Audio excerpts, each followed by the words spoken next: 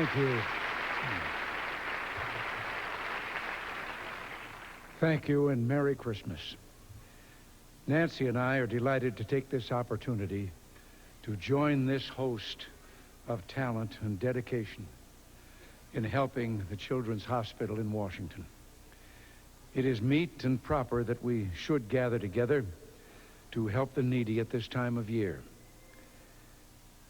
This is a time we give and imbue ourselves with the spirit of Paul, who said, "Now abide faith, hope, and charity, but the greatest of these is charity." It's time to recall the story of the Gospels and to think back nearly 2 millennia to the babe wrapped in swaddling clothes and lying in a manger, that unto all humankind was born that day in the city of David a Savior, which is Christ the Lord. When we say that Christmas is a time for family, those are not hollow words. No, Christmas is a family day because it's the day of the Holy Family, the day the child was given to us. And so we give in memory his indelible gifts to us, to all of you here, and to all of you at home, who may you abide in peace and joy this season, and may this be a very, very Merry Christmas for you and yours and all the people of the world.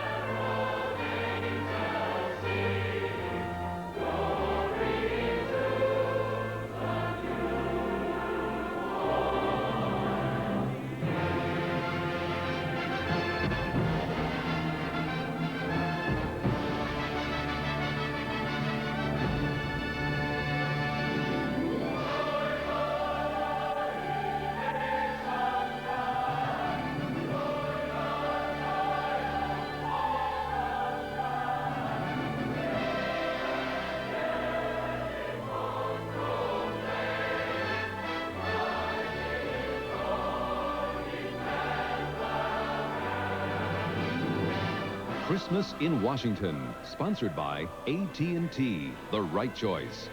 By the florists of FTD, who wish you a Merry Christmas and hope you enjoyed Christmas in Washington. And by USF&G Insurance, protecting your business, home, auto, and life. USF&G covers the USA.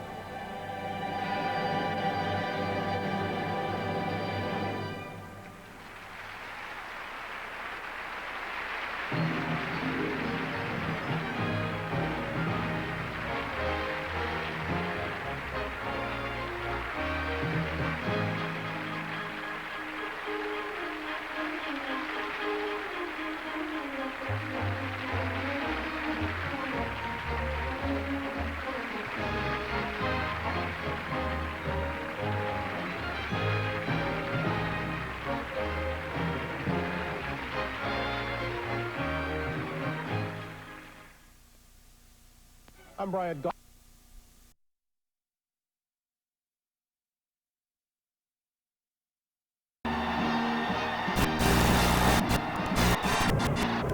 David, can it really be that Ronald Reagan is leaving town? This larger-than-life president who has led his party and the country for almost 8 years, inspiring us, exasperating I'm us, not taking any more questions. amazing us, entertaining us. A man about whose stewardship no one is neutral. Ronald Reagan, by virtue of having succeeded for 2 terms, has, in my opinion, really reinvigorated the institution of the presidency. He had tremendous leadership ability. I'll have to say that. He did have leadership ability, even though he had no depth in the facts of where he was going. Depth in the facts or not, Ronald Reagan took over from Jimmy Carter knowing exactly where he wanted to go. It is time to reawaken this industrial giant, to get government back within its means, and to lighten our punitive tax burden. The new president set about to repair an ailing economy. He advocated a massive tax cut, demanded large spending cuts in domestic programs, and large spending increases for the military. The Republican leader of the Senate, Howard Baker, called it all a riverboat gamble. And the president's own budget director, David Stockman, said they'd cooked the figures and really didn't know what they were doing. Stockman got his comeuppance for that. My visit to the Oval Office for lunch with the president was more in the nature of a visit to the woodshed after supper. Whether they knew what they were doing or not, or whether it was really the doing of the Federal Reserve Board with its tight money policy, the fact is, after Congress enacted much of the president's program, things got a whole lot better. The stock market surged. Business boomed. Inflation, interest rates, and unemployment fell. And Reaganomics became the pride of the conservative establishment. Reaganomics is being instituted in New Zealand, in India, in Great Britain. All over the world they're cutting taxes. All over the world they're talking about the private sector. All over the world they're talking about cutting the size and growth of government. And this is all a direct consequence of Ronald Reagan, the revolutionary. But strung out behind the path of this modern-day economic revolutionary were a couple of problems. Not everyone shared in the good times. Some depressed areas stayed depressed. Some people even got poorer. Although the president thought that many of those who took to sleeping on grates did so voluntarily. The homeless who are homeless, you might say, by choice. That was a view the homeless' champions thought was twisted. And it's our government policies that have created the homeless. So it's only half true. Maybe it's only a tenth true when you say they sleep on the grates by choice. After you have broken their spirits, broken their families, destroyed their jobs, and wrecked their lives, yes, they sleep on the grates. For black Americans, the president's policies seemed particularly onerous, particularly when it came to his conservative appointments to the Supreme Court, although they broke new ground for others. O'Connor, the first woman. Scalia, the first American of Italian descent. But when the nominee was Robert Bork, civil rights groups rose up to help defeat him, and Anthony Kennedy eventually got the seat. Rounding out a court that could soon roll back its 1973 Roe versus Wade decision liberalizing abortion, a decision the president vigorously opposes to the delight of religious conservatives who have always formed one of the core groups of his political support. Another problem stemming from the Reagan Revolution had nothing immediately to do with people. It had to do with numbers. Big ones, mounting ones, numbers in the trillions, numbers representing the national debt. For although the president had used charts early on to argue that his tax cut ideas would lead to a balanced budget, they didn't. The deficits mounted, and in 8 years, the national debt almost tripled. I think it's because of the huge tax decrease that we gave to the American people. I think that there's a breed of selfishness in America that I hold the Reagan administration responsible for. That is one way to look at it, but not the president's way. As he left office, Ronald Reagan said the deficits were not his fault. They were the fault of a Washington-oriented iron triangle of Congress, special interests, and the news media.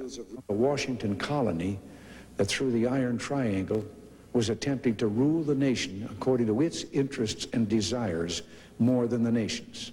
So Ronald Reagan leaves office as he entered it, running against Washington. He presided over better times, but ironically, not by balancing the budget as he'd hoped. The greatest irony in the Reagan presidency, however, came in the field of foreign policy. And there, the difference between expectation and outcome was positively stunning. The Soviet Communist menace, the antagonist in the Cold War, That was the enemy the new president had long mistrusted. They reserve unto themselves the right to commit any crime, to lie, to cheat. He built up the nation's defenses at a hellacious, but he said necessary cost. He stood firm against European leftists and installed Pershing missiles on the Western Wall. He supplied the freedom fighters of Afghanistan and armed the Contras in Nicaragua, making plain that the man in charge there, Daniel Ortega, and his Sandinista colleagues would have to go. If they'd say, Uncle, all right, come on back in. And he made sure the Cuban sympathizers on Grenada did go. He invaded and drove them out. And then something happened. A new Soviet leader named Gorbachev came to power in Moscow. They met. They talked. They got on famously. They engineered the first real reduction in nuclear arms ever. And the old Cold Warrior, who once called the Soviet Union an evil empire, went to Moscow, walked in Red Square, put his arm around Gorbachev, and called him my friend. Some of his old friends on the political right called him a traitor. He's become a useful idiot for Kremlin propaganda. What he's doing with Gorbachev, what he has done with Gorbachev, does not in any way represent a compromise of principle. His policy with respect to the Soviets, as you've heard him say many, many times, is trust but verify. The Soviet Union was not the only antagonist with whom the president had to deal. Battleships and Marines went to Lebanon to bolster the government there. Many Marines and other U.S. personnel died there. And terrorists throughout the Middle East went to war on Americans. And the president went to war on them. A message: you can run, but you can't hide. The Achille Lauro hijackers were intercepted in midair. Libyan terrorist mastermind Muammar Gaddafi was bombed. The fleet stood guard in the Persian Gulf against Iranian threats to close it. And around the world, the Reagan policy seemed to work. The Gulf War ended. The Soviets began to withdraw from Afghanistan. The Cubans promised to withdraw from Angola, the South Africans from Namibia. To be sure, the Sandinistas in Nicaragua never did cry uncle. But a central figure in the Middle East did, confirming the right of all parties concerned in the Middle East conflicts to exist. Israel thinks Yasser Arafat of the PLO doesn't mean it. But the president reached out anyway. I think he gave us a good start toward peace in the Middle East with his decision to begin a dialogue with the Palestinians. It is an ending with an upswing. But the ultimate grade on the Reagan foreign policy era probably depends on how its centerpiece Reagan-Gorbachev relationship plays out. Ronald Reagan has taken a tremendous gamble in putting his arm around Gorbachev and saying, this is my friend, but he's always been a plunger, a gambler. And we'll see, history will tell us whether this one pays off or not. History will judge whether cooperation with the Soviets leads to a safer world. But those of us around today usually judge our presidents on more immediate values, leadership ability, likability. And in that area, there's no question that Ronald Reagan has been a hit.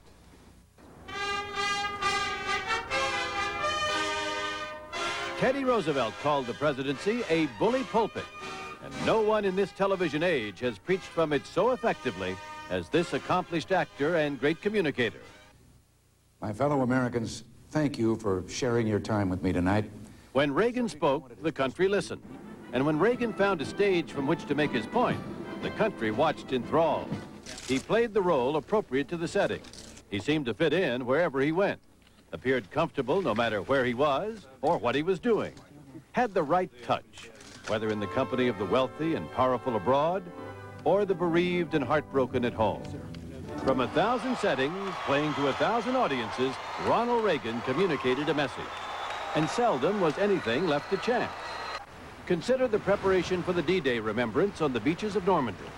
Well, Point to Hawk, we simply spent a lot of time walking around that beach and looking at it and trying to figure, you know, like the old C.B. DeMille guy, where's the angle? Where's it going to look? Where's it going to tell the story of what we want to say on this day? Behind me is a memorial that symbolizes the Ranger daggers that were thrust into the top of these cliffs. And before me are the men who put them there. These are the boys of Point de Hoc. These are the champions who helped free a continent. And these are the heroes who helped end a war. Breathtaking. But not all the president's bully pulpit activities were as effective. His infrequent news conferences were often confusing. The deficit is, or I should say, wait a minute, the spending, I should say, of gross national product. Forgive me. And some encounters with the press left both sides in shambles. But his biggest image problems came on the heels of his greatest political triumph, his 49-state re-election sweep. Thank you all very much. Beginning a second term with the new top White House staff, the president went off the rails. It was on to the Bitburg German cemetery with its SS graves, despite the pleas of many Americans not to go. And it was selling arms to Iran in an effort to free the American hostages in Lebanon. An error compounded when some of his aides diverted some of the proceeds to helping the Contras. A questionable act neither the president nor his chief of staff seemed to know anything about. Does the bank president know whether a teller in the bank is fiddling around with the books? No. The cartoonist had a field day with Iran-Contra, picturing the president on his knees to the Ayatollah, making fun of his inability to remember, like when he'd first authorized the arms sale. But the president gave as good as he got when the same cartoonist came to the Rose Garden and invited him to write his own caption. I forgot what I was going to say. The Reagan wit entertained the nation. The Reagan grit impressed him. On that awful day when he got shot, he joked with his doctors and told his wife, "Honey, I forgot to duck." A wife who's made it her business to take care of her husband, whether by coaching him on what to say about the Russians, Doing everything we can. Doing everything we can. or worrying about his raincoat. You should have worn a raincoat, honey. You should have worn a raincoat. Ronald Reagan leaves office with the highest popularity rating of any president, toasted by friend and foe alike. He focuses on the issues that matter. He focuses on the big picture. He doesn't lose the forest for the trees. His decisions are his decisions, and they've worked. I mean, there's something genuine about him. You know, he's a lovable character. I think history's going to judge Ronald Reagan the same way that life has judged him, which is very kindly and fair, and will really smile upon him. Ronald Reagan is a very, very a decent fellow, a good company. He wouldn't have made much of a prime minister, but he would have made a hell of a king. Soon, the president will be on a one-way trip home to California. The oldest man to ever hold the office, but in so many ways, one of the most vigorous and energetic of presidents. The eternal optimist, who when times got tough, kept coming back with, "You ain't seen nothing yet." President or not, we surely have not seen the last of Ronald Reagan. David? Sam, thank you. Next, we'll ask President Reagan about his 8 years, his dealings with Congress, foreign leaders, the bureaucracy, the press, in an interview done yesterday afternoon. In a moment.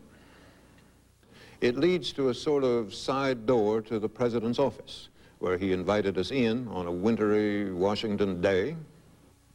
Mr. President, thank you very much for letting us come in today, have a chance to talk with you before you depart. Well, I'm pleased to do it, David. After 8 years in this office and in this city and being the central figure in this city and indeed in the country, you're really ready to go? Well, I've described it as a kind of a bittersweet parting because the sweet part, of course, is looking forward to California and our home and things there, but it is difficult to say goodbye to so many people we've worked together here for these 8 years. And the parting is the bitter part. But also, I think that anyone who leaves this position also leaves with the concern about things that you didn't get done, that you wanted to do. You will always think about them, won't you? Yes. Well, after 8 years here in this office and in this city, and being chief of state, chief of government, so on, you must have seen changes you think should be made. Tell us about what are they? I know you want a line item veto. Yes. I know you want an amendment to require a balanced budget. What else do you want? Well, I could touch on one that is sheer dynamite, and some people are going to erupt when I say it. But I think maybe our founding fathers made something of a mistake in the method of reapportionment. Every 10 years when the census is taken, and there are changes in the population and growth here and loss of population elsewhere and so forth, the legislators lay out the new district lines. There's a term called gerrymandering. Some people say Jerry, but it was Gary, G-E-R-R-Y. And it came from a man who, in charge at one time and had a voice in reapportioning his own district. And it came out in such a shape that it looked like a salamander. So they called it a gerrymander. But I think that this is a great conflict of interest. To ask men holding office, elected from districts, to change the lines of that district to fit the new population changes. And they are dealing with the district that elects them. And the result is that I think gerrymandering is the basis of what, or basically what takes place. Is that, you think that's why the Democrats keep winning control of Congress? Well, because of gerrymandering? Well, let's look at it. This is the 58th year. In 54 of those 58 years, the Democrats have controlled the House of Representatives. And I think it would make more sense, because a district is supposed to be laid out on the basis of what are the interests of the people. For example, is it an industrial district? Is it a rural farming section and so forth? I think that a bipartisan citizens committee representing both parties and top-ranking citizens would perhaps do a job that would be based on the needs of the district. Produce a district that did not look like a salamander. That's right. Well, now, you were talking the other day, Mr. President, about an iron triangle consisting of Congress, special interests, and the news media. Yes. And you had some serious complaints about all three. Now, first, in the case of Congress, I think you said the problem was that the same people keep getting reelected year after year and there's no turnover. Is that right? Well, yes, that's right. Because, again, that ties in with this thing that I've said about the gerrymandering. But also, let me explain. I did not mean any attack on the press, the media. Well, we can get to that in a minute. Now, we're used to it. Well, I did not create the term iron triangle. That was created quite a number of years ago to describe the Washington community. And so I think that the special interests who, to a large degree, support their interests by supporting those legislators who will take their side, well, that is one of the... Support in the sense of giving them money, is that right? That's right. Campaign yes, funds. Campaign contributions, which, of course, means that if you look back, you will find that the incumbents have just an almost absolute guarantee of their office over any newcomer. And the result is that many capable people resist running for the office because they know how little chance they have. Because the incumbent has so much money they can't compete with. Now, the third leg, I suppose, of this iron triangle, third angle, would be the press, with which you have some disagreement. But Well, don't be nice, because we're used to it. We hear it all the time. Well, I hear the press all the time, too. No, you do. But, no, what I was talking about then is that the media, which reports on what's going on here in this company town, they are aware of, well, let me say that the incumbents have more access to the press than some unknown newcomer that might try running against him.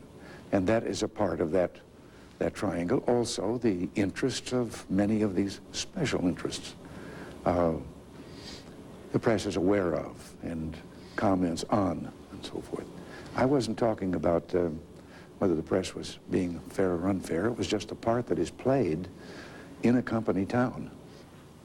Well, those of us who are in the press meaning all of us, somehow don't seem to believe we have all the power that is attributed to us. For example, most of the press opposed Franklin D. Roosevelt, and he got elected 4 times. That's right. A good deal of the press has opposed you, and you are, not to be too flattering about it, but you are one of the most popular presidents in modern times, if not the most. So I wonder if the press really matters all that much. Well, I was thinking of it not so much as what the press is for. It's the giving of time and newsprint space to the things that are going on. For example, with Congress meeting and in session and statements being made and so forth, this is reported in news. It's not that easy for an unknown newcomer to get his name in the media. And I think that in a way you could describe this as a part of what the press is expected to report, of the things that are going on. Well, I think it's just characteristic of the press that people who are unknown don't get as much attention as people like yourself who are known to everybody in the world. And then, you know, there is that thing that Lyndon Johnson once said. Someone was attacking him, a legislator, and getting a great deal of press out of doing this. And Lyndon Johnson said, well, look, anybody can get his name in the paper by criticizing the president. Well, now, you are leaving soon, about a month. George Bush will be taking over this office. Are you leaving any nice little presents for him? Any advice, any ideas that you hope he will pursue? Do you have any suggestions for him on how to deal with our financial problems, which are quite severe? Well, it isn't a case of that, and I don't think it would be right for me to be trying to influence him or give him advice and so forth. But it isn't needed because he has been a major part of everything that we have done and everything that we've accomplished. So I wouldn't be telling him anything new about the things going on here. In part, this is something I brought here from my days as governor. I had a lieutenant governor, which is a vice president in effect. I have always felt that in the past there was a tendency to just leave those men in that high position. They also are elected by all the people. To leave them standing on the sidelines waiting for something to happen to the president or the governor. And I always felt that there was talent going to waste, that they should be like an executive vice president in a corporation. And I did that with a lieutenant governor, and I've done it here.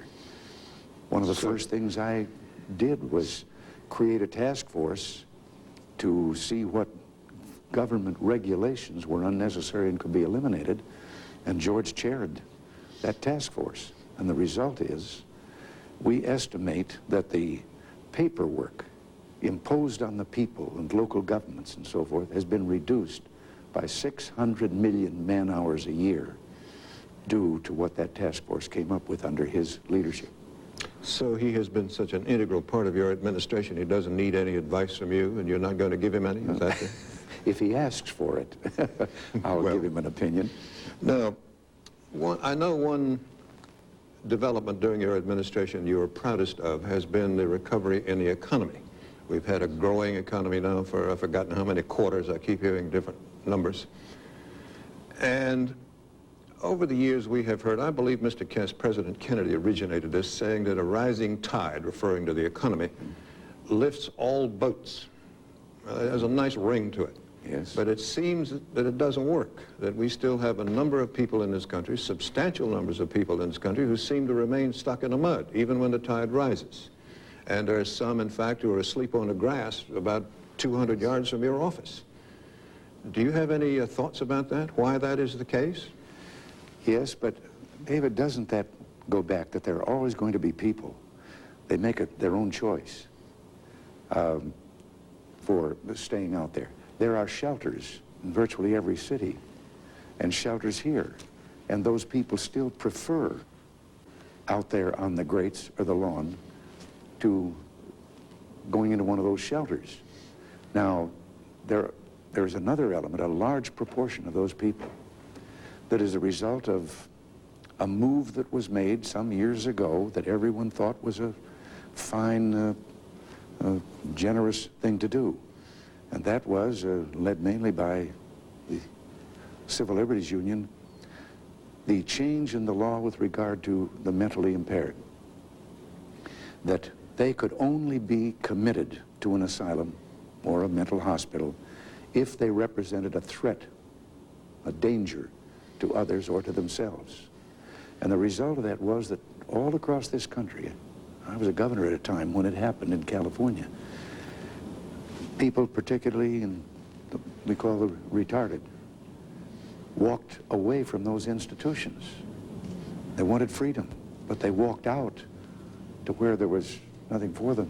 And they are a large percentage of that group that you see out there. So there are a fair number of people in society who are not helped when the economy improves, when employment rises as it has during your time? Yes, because how could they be out there when every week the Washington Post, the help wanted ads, those hundreds of ads on every page, every Sunday, I've kind of taken to looking at them. You will find anywhere from 60 to 75 full pages of help wanted ads right here in the Washington paper. No. Well, that means that there are employers looking for people to go to work. Now, I have a question about you yourself, and mainly about your personality, and it is a flattering question. When you first came to office, and in fact still, there was a little saying, I think I knew once where it started, but I've forgotten. You were known as the Teflon president, because whatever happened in the country, nobody blamed you for it, and whatever adverse events there might have been, none of it stuck to you. Why is that? Why was that? Why is that? Because they like you so much, they don't want to blame you for anything? Well, David, I don't know that I have the answer to that, or whether I really am the Teflon that you say, but with regard to the liking me by the people, well, maybe that's in return for something, because I like people. I really do. And I know a lot of people in public life who don't, maybe because they're so dependent on the people for support that they resent it. But no, I like people, and I think the heroes of the world and of America are all out there in those streets and going to jobs in the morning and so forth, and they are heroes. Perhaps it shows that you like people, and they respond. Well, maybe that's maybe. It. Now, you're the only movie actor I know of who ever got elected to a high office. We did elect an actor, mayor of a little town in California. Mm-hmm. Yeah. Did you learn anything as an actor that has been useful to you as president? Oh, I'm tempted to say something here that I'm going to say it. Go ahead. There have been times in this office when I've wondered how you could do the job if you hadn't been an actor.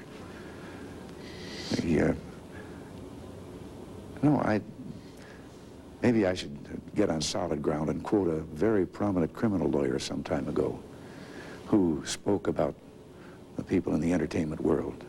And he said if he had a client charged with a crime and the only evidence against him was circumstantial, no witnesses, no fact, just circumstantial evidence, he said he would rather have a jury of actors than anything in the world, because he said due to their very livelihood, they could see how something would look one way and be the other. That's the kind of thing that they dealt with in the plots of plays and movies and so forth. So that's helped you here, I would guess. If I may interrupt briefly, we'll be back with more questions for the president in a moment.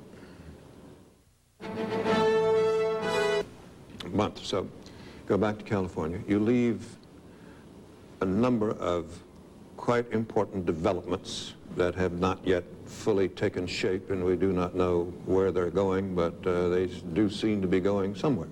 For example, Mr. Gorbachev and the Soviet Union, the developments in the Middle East with our agreeing to talk to Arafat and a PLO and so on, and which the Israelis don't like.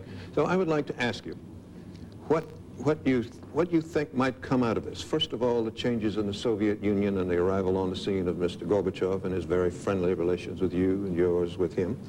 What's going to come out of that? What would you say? Well,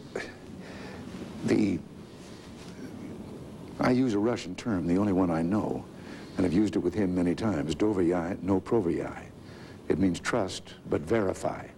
Now, what I mean by that is that there's every appearance that great changes are being made. And he's facing a resistance from what they call the Politburo, and we call the bureaucracy, because they see perquisites of theirs disappearing if he has his way. But what I mean by the verify, yes, the actions must continue to match the words. Now, there have been tremendous changes.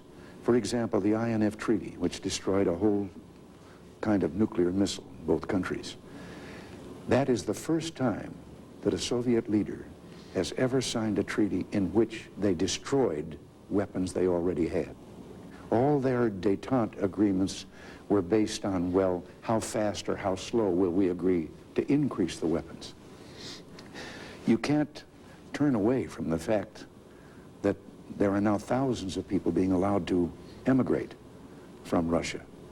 And this has been one of our cases with them of human rights and so forth. The people of Russia, I think, have a sense of what perestroika and glasnost would mean to them, and I think the people are very supportive of what he is doing. I think he is meeting opposition, as I say, in that Politburo. Now, it's a case of whether their strength is sufficient to prevent him from continuing along the path. But, as I say, I think that as long as this continues, we continue our policy of peace through strength, and at the same time demanding verification of the things that are going on. Well, based on your information, which is certainly better than anybody else's, how much are you, the opposition to him within the Soviet Union, which you referred to, how strong is it? Strong enough to force him out? But you have to remember that he literally is chosen by the Communist Party to be in that job, the government of the Soviet Union. Now, he's trying to make some changes in that and get elections and candidates. But up until now, the government of that huge country or nation is the Communist Party, which is really a tiny elite of the population of the Soviet Union. But they literally appoint. So it is possible for, and we've seen it in the past, Soviet leaders to suddenly be ousted. And I don't see any indication yet or threat of that, but I think it's something that has to be considered if you look at their past history. Well, at some time or other, some president is going to be credited in the histories with the term, he ended the Cold War, which will be a great encomium for anybody. And I suppose they will remember it certainly started with you, if that's how it turns out. Now, in the Middle East, we are now talking to the PLO for the first time ever, irritating the Israelis. The Middle East is a trouble spot for everyone involved. What do you foresee there? Well, I hope that this dialogue now will lead to the next steps, which will be negotiations between the principals. They are the only ones who can settle what is still a state of war in the Middle East, between the Arab states and Israel. The dialogue that we now have has been 13 years in coming. It was 13 years ago that the United States took a position that we could not talk. That's not a nation we're talking to or a head of state, but that we could not talk to them unless they would take positions that the others have taken about recognition of Israel's right to exist as a nation. This they opposed, things of that kind.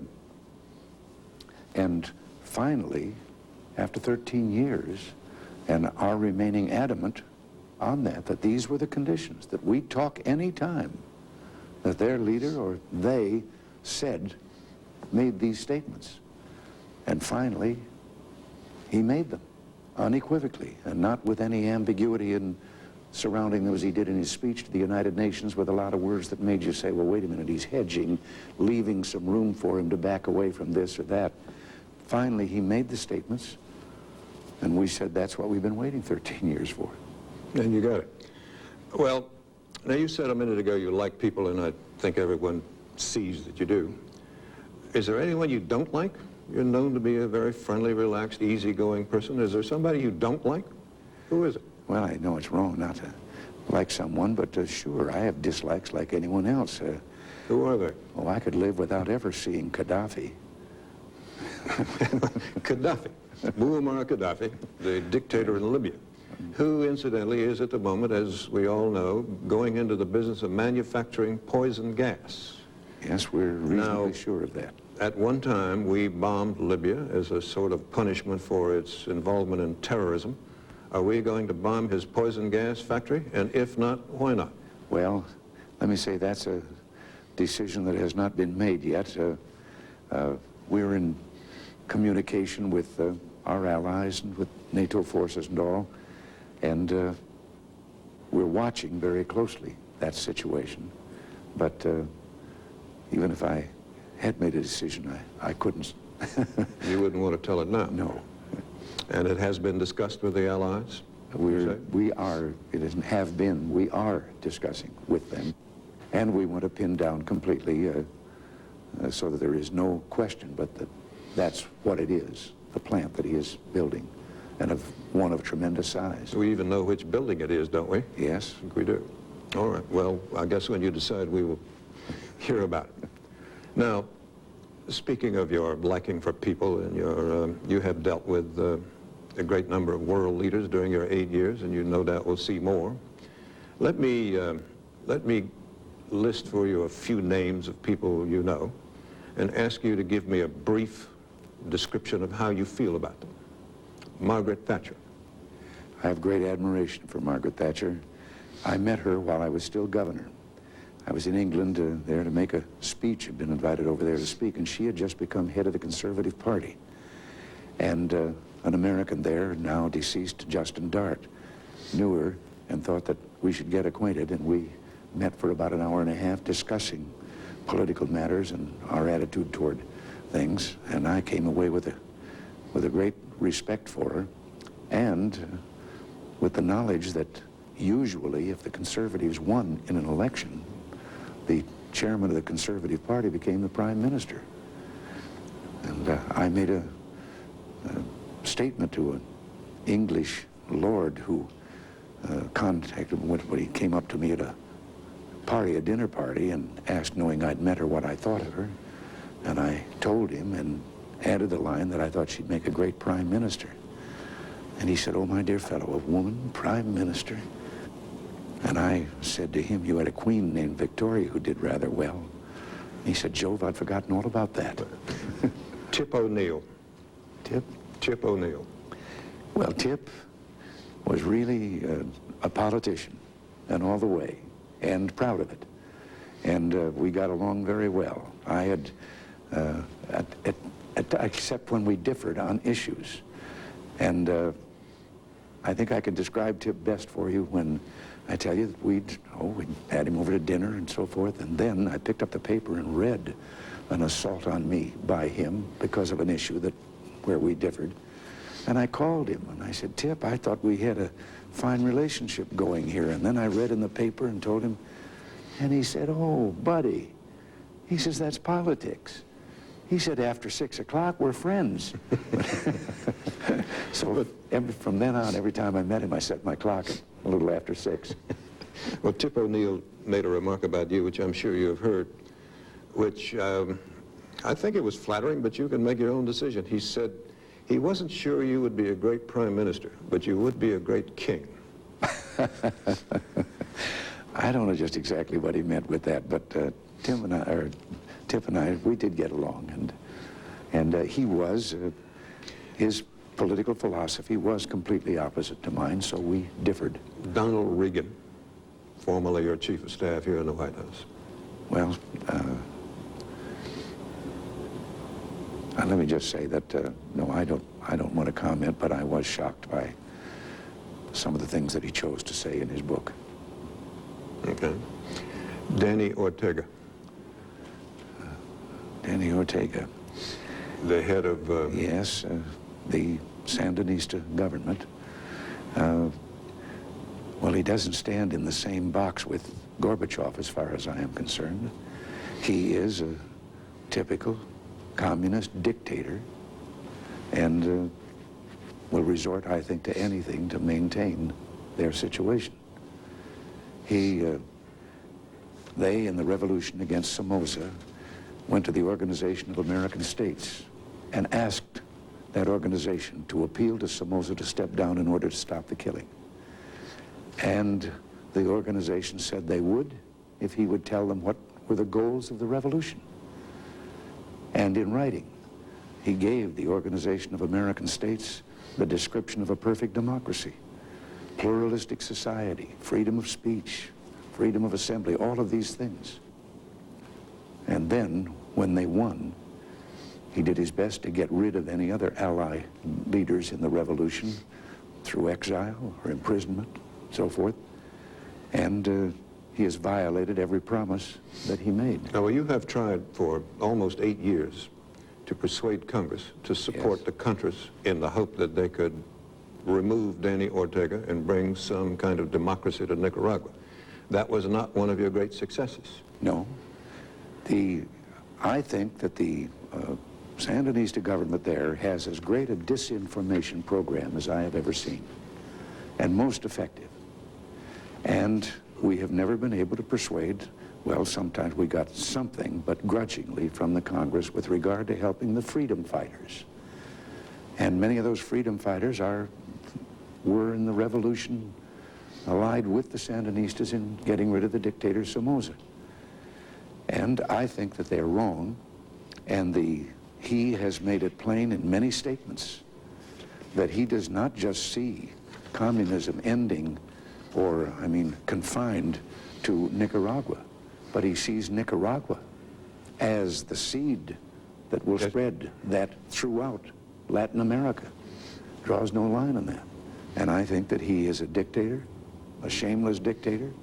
And why do you suppose Congress has been so reluctant? A communist dictator with ambitions beyond his own country? Well, afraid of getting into a war, you think? Well, maybe it's probably part of the Vietnam syndrome with them.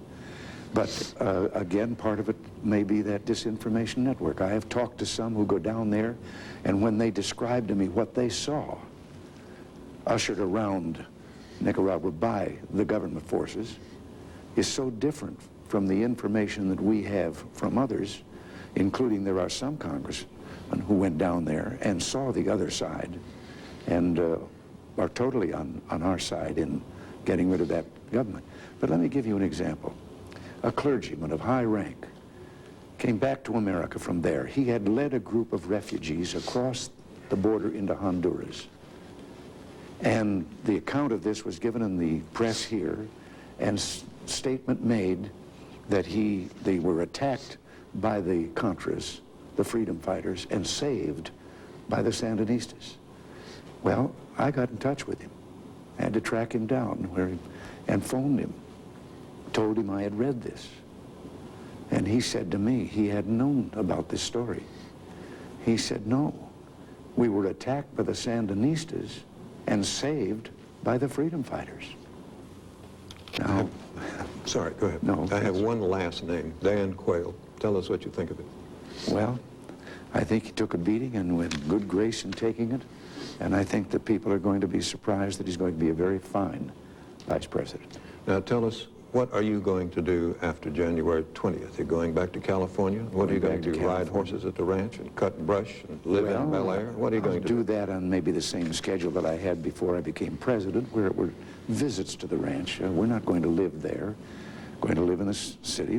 I have an office that's being put in shape right now, and I'm not going to retire. Some of these things that we didn't get done, I'm going to get back out on the mashed potato circuit. And in East Succotash? And your old town that you like to talk about? No, South Succotash. Is that it? All right. But to try and explain to the people now with the experience we've had here of how they must do more to influence their representatives in government to get the things that they want. And I'm going to lobby for the line item veto and the balanced budget amendment. Well, thank you. Mr. President, thank you very much. You say it's not a retirement. We won't wish you a happy retirement, but whatever it is, we hope you enjoy it. And thank you very much for letting us come in to be with you today. Well, thank you. I appreciate the opportunity. Good. We'll be back with a few words about presidents in the past who finished their terms and left Washington. Where did they go, and what did they do? In a moment. This is the White House. Just for the record, here's what some other presidents did when they left. Harry Truman, after watching President Eisenhower sworn in at the U.S. Capitol, rode about 3 blocks to the railroad station and took the first train back to Missouri. Thomas Jefferson retired to Monticello, his house in Virginia, founded the University of Virginia, read the Greek and Roman historians, sold his books to the U.S. government for what became the Library of Congress, and died broke. George Washington returned to Mount Vernon for what he said would be more enjoyment. If you wish a printed transcript of this broadcast, Teddy Roosevelt left for Africa and spent 10 months in the jungle killing animals. And Gerald Ford, on his first day out of the White House, flew to California to play in the Bing Crosby Pro-Am golf tournament at Pebble Beach. For all of us at ABC here temporarily in the White House,